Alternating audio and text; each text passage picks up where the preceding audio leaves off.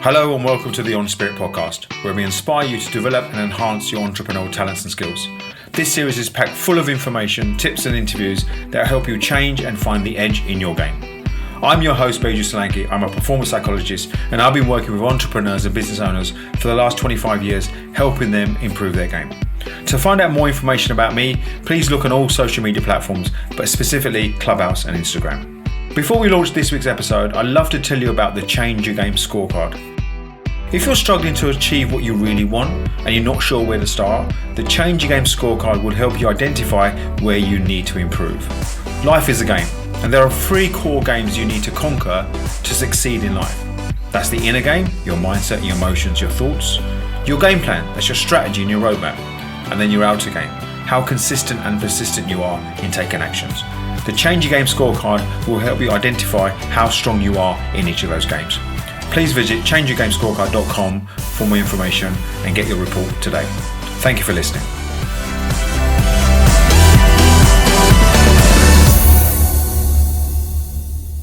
Different day, same habits.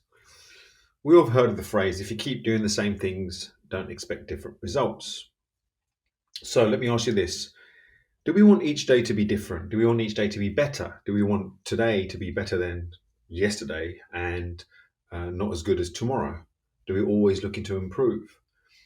What I often look at is people's habits. When you look at people's habits, it gives you an indication of how successful they are. Now, I'm a perfect example of someone that talked a lot, but maybe didn't walk the walk. If you looked at my life maybe 10, 15 years ago, I had habits. Were the habits healthy to my lifestyle? Were their habits healthy to conducive to my success? Maybe some, maybe others not. And I want to put it to you this. Sometimes we're unconscious to those things. We think, do you know what, I can get away with it. And you sometimes hear this highly successful people saying, there's no relentlessness in terms of making sure that you're consistent and you're persistent. And sometimes we live in this life of, it'll be okay, I can do just enough. And I think that just enough attitude has come from working in a corporate lifestyle or working in a job, because we have this notion where long as we do just enough, long as we get to 5 o'clock, long as we keep our head below the parapet, we'll get paid at the end of the month. And if we carry on doing it for that month, we'll get paid again. So we sort of have this, we fall into this trap, especially after school. If we go into the workplace, we fall into this trap of doing just enough to ensure I can get my reward so then I can have the life. And then we realize that actually there's more to life. We can have more things. We can strive for more. Humans are not geared to survive. We're geared to thrive. We're not geared to thrive. We're just geared to survive. We have this fear mechanism within us that as long as we can just survive today, it's good. And unfortunately, many of us have that mentality. And then we have habits that reinforce that mentality of doing just enough. What can I do to just enough to get by, just enough to have enough money, just enough to ensure I don't get in trouble, just enough that I'm not going to be told off. And then we get to this point of settlement. And then some of you, depending on the age you are, can relate to this. You get to 25, 30, 35, 40, and you look back in your life and think, oh my God, where did my life go? I haven't achieved what I wanted to achieve. I was you float into a sense of being that was not designed, but as a matter of consequence. My classic example, I trained as a psychologist. I wanted to be a sports psychologist. Had a young family and all the rest of it. And I took this sales job so I can finish my master's. And I thought I'd stay in the sales job for 6 months maybe, and then go and do my sports psychology. Thing with sales is when you do well, you get rewarded by money. And the long and the short of it, I ended up being in that sales job for 9 years, because probably a good 6-7 years, I was just in this subconscious nature of, well, I'm getting rewarded, I've got money. I didn't sort of follow my dreams. I just followed the money. I just followed the lifestyle. I followed the travel. Family was okay. We were able to have a few nice holidays and decent car and all the rest of it. But within myself, I subconsciously settled, and my habits showed that. I did just enough at work. Did I keep fit? Maybe not. Just went to the gym just to tick the box. Did I eat healthily? Maybe not. Just had a few healthy meals a week just to sort of made myself feel better, but then I didn't. And then getting to the point where I wanted to create something for my life, I left my corporate job in 2007 to start my own business. And you realize that no one is there waking you up in the morning. No one is there knocking on your door saying, have you finished that project? No one is there saying, well, if you don't do this, you're not going to get a paycheck. You are literally your own boss, your own employee, your own everything. If you don't do anything, nothing's going to happen. It's a very, very vulnerable, it's a very scary, but also very exciting position to be in.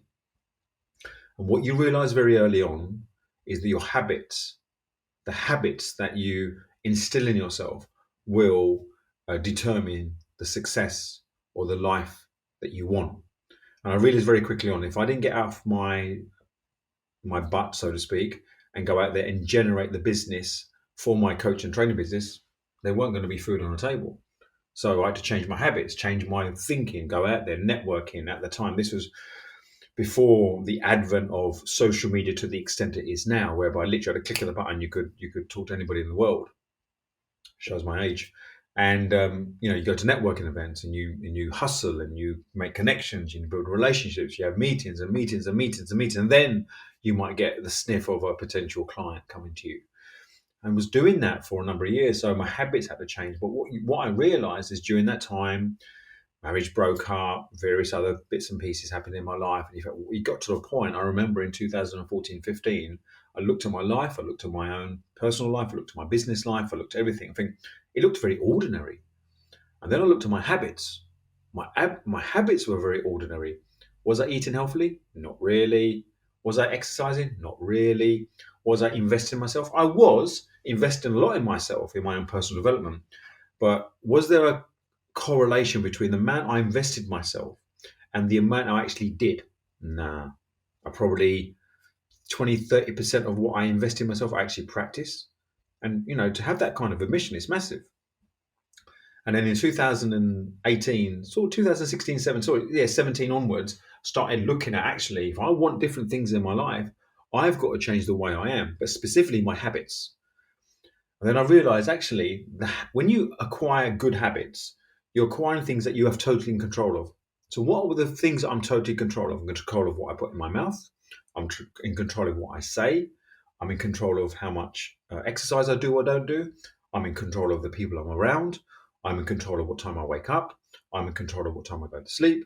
I'm in control of what actions I take. There's a lot of things I'm in control of that when you look at actual happiness and what are the key fundamental factors that determine success, a lot of those things are within your control. Now, granted, there's going to be certain things you do that have an influence on other things happening to you. But again, it's how you respond to those things, not how to react. You might have heard the phrase, is your inside world can be dictated by what happens on the outside. But it doesn't have to be.